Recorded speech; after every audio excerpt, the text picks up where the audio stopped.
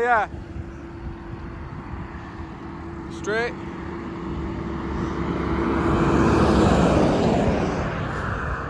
All right, it's a beautiful morning. Sun's coming over the mountains.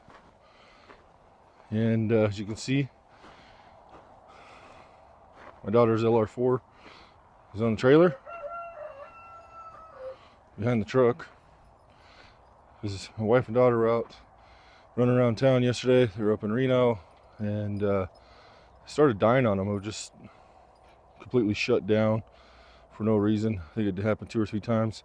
They got about halfway home and they said it started shifting harsh and then went into reduced performance mode. So they did what I told them to do, is pull off safely, and we hooked up the trailer and went and got them. So that's what we're gonna do today. It runs and drives. I drove it up on the trailer last night. This morning I'm gonna pull it off the trailer, hook up the scanner. It does have a check engine light on it, and it felt good when I drove it on the trailer. So don't know if it's electrical gremlin. They said they could smell a rotten egg smell at one point. Could be a exhaust issue, catalytic converter. Said it shifted really hard right before it went into restricted performance mode. So that could be a transmission issue. Haven't had any issues. It's been running great. My daughter's been putting lots of miles on her. So we're gonna pull it off. Probably put the scanner on first and then take it for a test drive. See if we can get it to do anything and go from there. Beautiful morning though. There's our sunrise. Okay, got the Land Rover pulled down over here. I went ahead and checked the oil level before I pulled it off the trailer, and it's good. So we got good oil. No warning lights except for a check engine light on the dash. Starts up good, sounds good. Drove it off the trailer. I went ahead and put it in off-road height, just so I can look underneath, see if there's anything obvious. Go ahead and pop the hood here. Okay, this is my troubleshooting. So check the basics first. Went and checked our coolant level. Coolant level is good. Fluid levels are good. Brake, power steering, so we're good there. Again, engine sounds really good when I fire it up. Got some frost out this morning, nice and chilly. So I'm gonna get the scanner hooked up and see what the computer tells us. We're gonna use our X tool this morning on this project, so we're gonna go do an auto scan.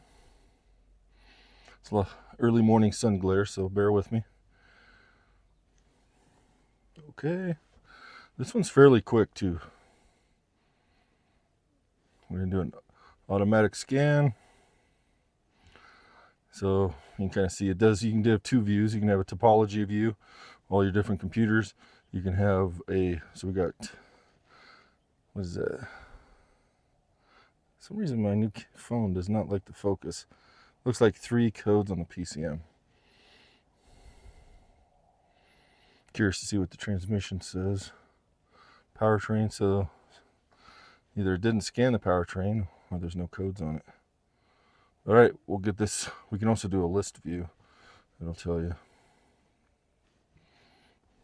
But, all right, we'll get this. It's almost done. Once it's done, we'll catch up with you.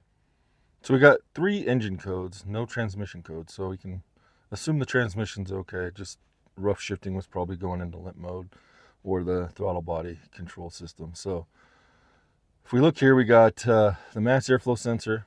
It's historic, so I'm not too worried about that. It could be caused by one of the shutdowns. Now we have 2 other codes, a 2105 and a 2118. The 2105 is basically a code to let you know the ECM identified an issue with something and forced it to shut down. So if I had that code and nothing else but the map sensor, then maybe the map sensor caused that code. But right now we're going to focus on this 2118, the control motor current performance. So we're going to do see if we can find some testing, because that could be cause of the 2105. So I'm going to go ahead and see what the scanner can do for us. We should be able to at least see the values, and we'll run it through and see look for any dead spots. That'll be a dead giveaway. And if not, then we'll see what else it can do. It should be able to do a self-test or a range test and see if that works. All right, so I got a couple graphs here. I have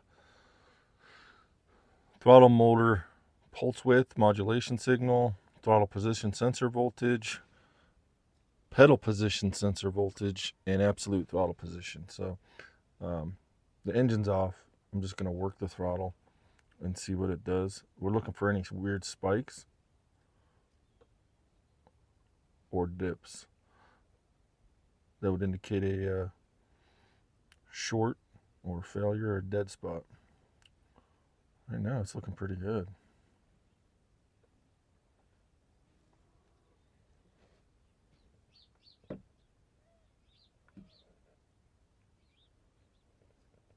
All right, so it looks like the car shut off. So let me turn it back on, and we should get the throttle body instead of just the throttle pedal.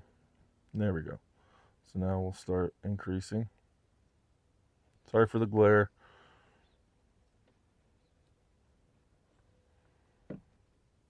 And that's all the way down. We can do it quick, it drops. We can do it fast, up. Slow down, step down. I mean, that looks like it's working.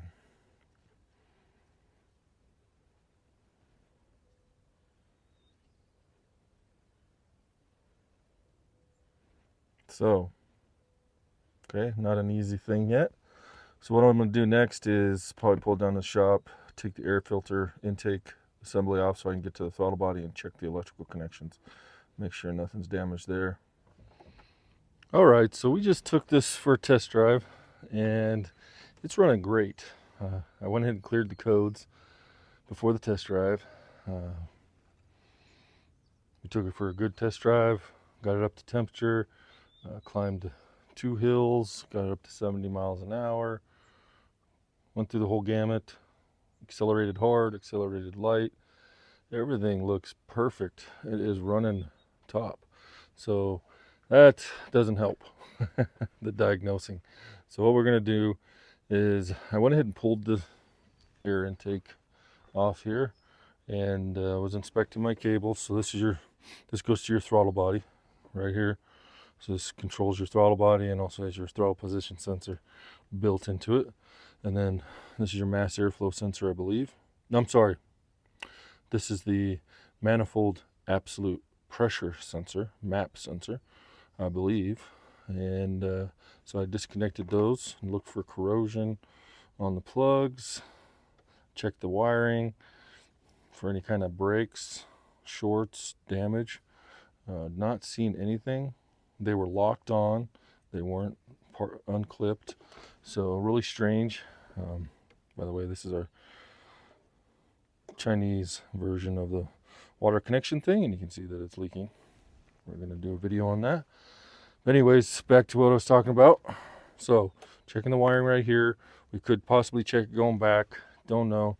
I'm trying to figure out the best way to do this.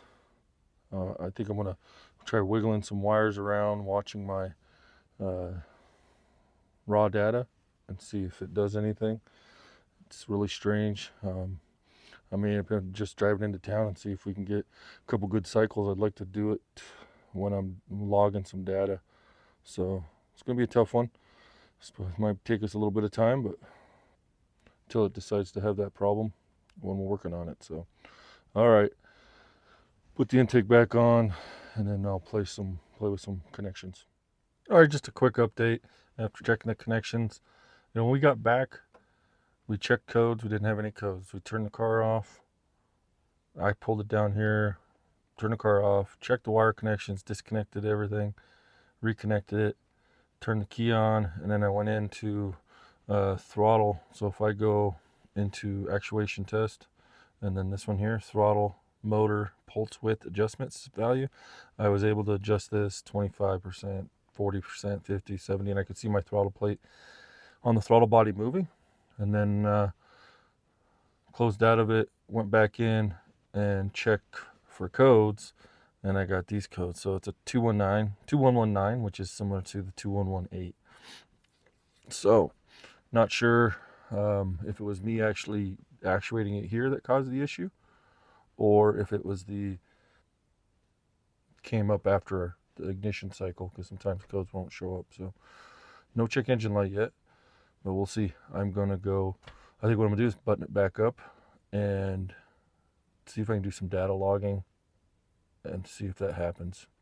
Okay, so a little update. I went ahead and cleared the codes, then went back in and actuated it with that actuation test, and I got the same code pop back up. So that was without it running. Kind of interesting, I think. So kind of leaning towards that throttle body. I checked connections and no issues there, but we're going to see if we can do some data logging to find out what exactly is going on.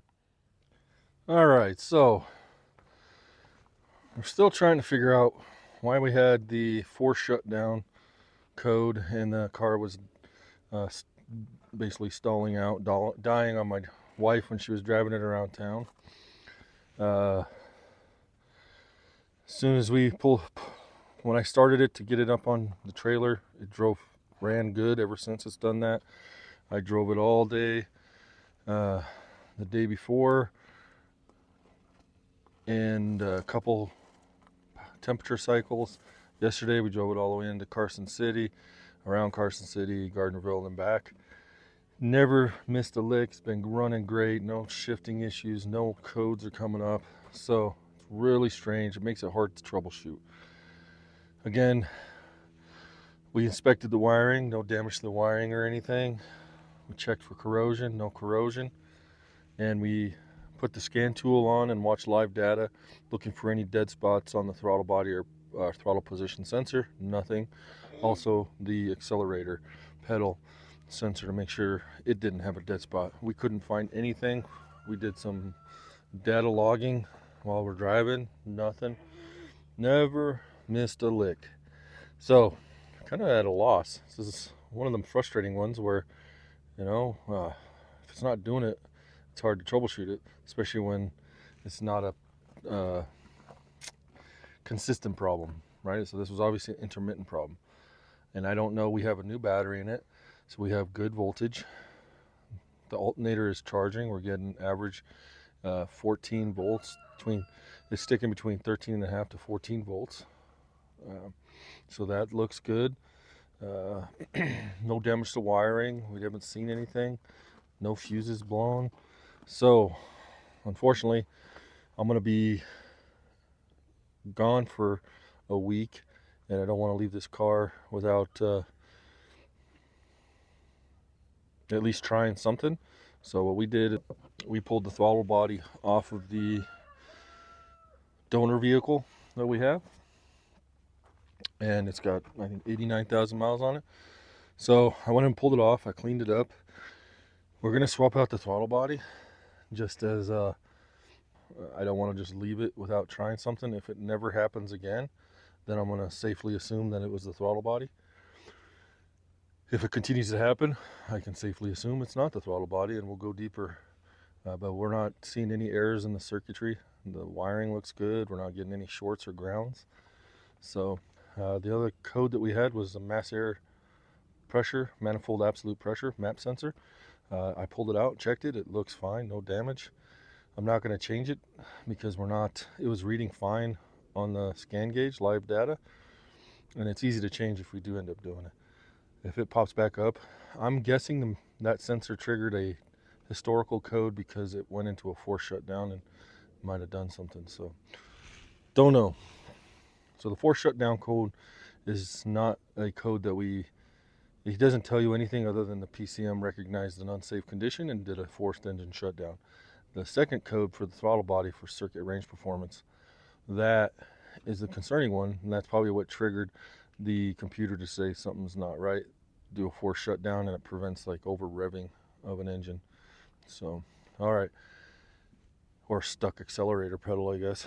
Anyways, so yeah, we're gonna pull this off.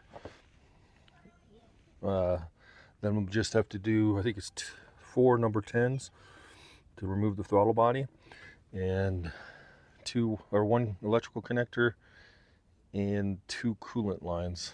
You can see at the bottom here, one of which hers is leaking, which we're going to do another video on that. So all right, let's get this going. All right, we went ahead and swapped out the throttle body. I cleaned the O-ring up, no damage to it, so we're reusing it. Put a hose clamp, standard hose clamp on that one. This one already had a spring clamp because this is a replaced Chinese one, which I'm waiting for the part. I'm going to replace it. I'll show you guys the difference.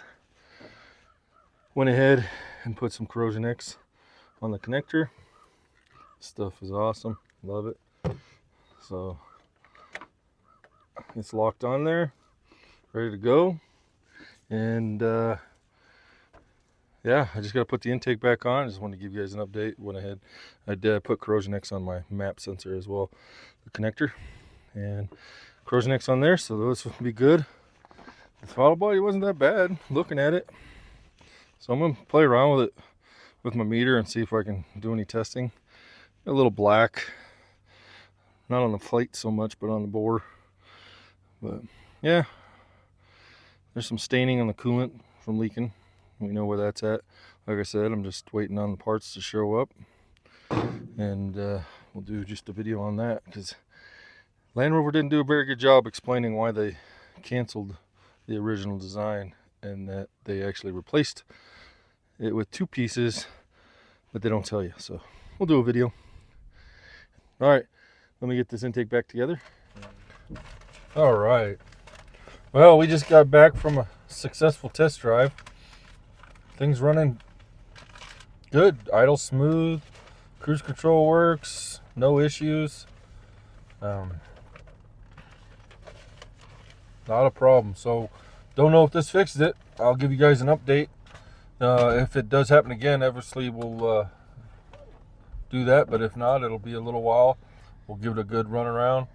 I'm gonna be driving it myself just to see. I'd rather it act up with me driving it than anybody else. But yeah, we'll keep on seeing if we can get it to mess up. That's gonna be it for this video. Thanks for watching. See you on the next one.